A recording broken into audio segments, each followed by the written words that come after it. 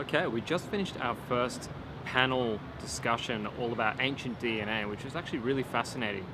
I initially thought, oh, this is not really going to be for me. It's more for my partner since she has a forensic science degree and a background in that sort of DNA and biology and all of that sort of stuff. So I actually found it really interesting. So one expert focused on the penguins in Antarctica and looking from 46,000 years ago to around about now, and how that has evolved over time and the study of DNA. Another lady looked at ibises from ancient Egypt, where millions of them were buried in catacombs over many thousands of years, and how they were revered as living gods. And another gentleman was focused more locally in this region, in particular New Zealand, and about the moa, the moa bird, which was a giant sort of ostrich, emu sort of bird that died out before white settlement.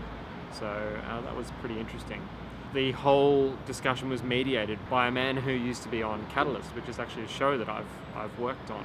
It was really well done, so really well structured. The slides were really good. You were allowed to take photography, and I saw someone actually filming the entire time, and I thought of doing a little bit, but to be honest, I'm going to respect those people and just watch it. Not sure if I really learnt anything that I would take away and say, hey, this was something. Comparing what we just saw about ancient DNA versus the two talks we saw yesterday, ancient DNA was definitely better.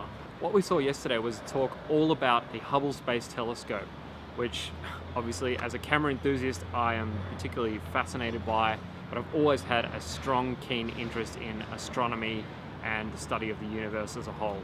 That talk was a lot more haphazard, and the way they closed with this sort of slideshow video talking about the breakthroughs of Hubble, whilst the idea was good, the execution was really bad. It felt really tacky, like a 1980s sort of action movie trailer sort of thing.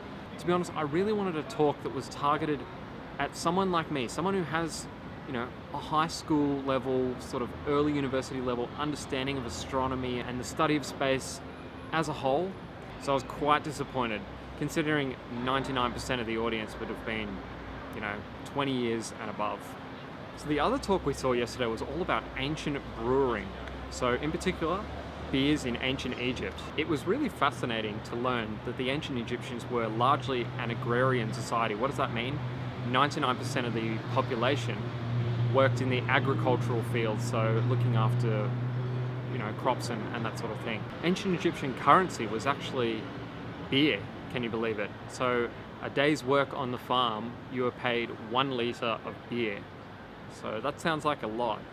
I actually asked the question at the end. I said, what's the alcohol content of this 1 litre of beer? Because, it's a wonder that society could have built amazing works of art such as the Sphinx, the pyramids of Giza, all those things. It's a wonder any of that could have been made if everyone is the whole time on drinking a lot of beer.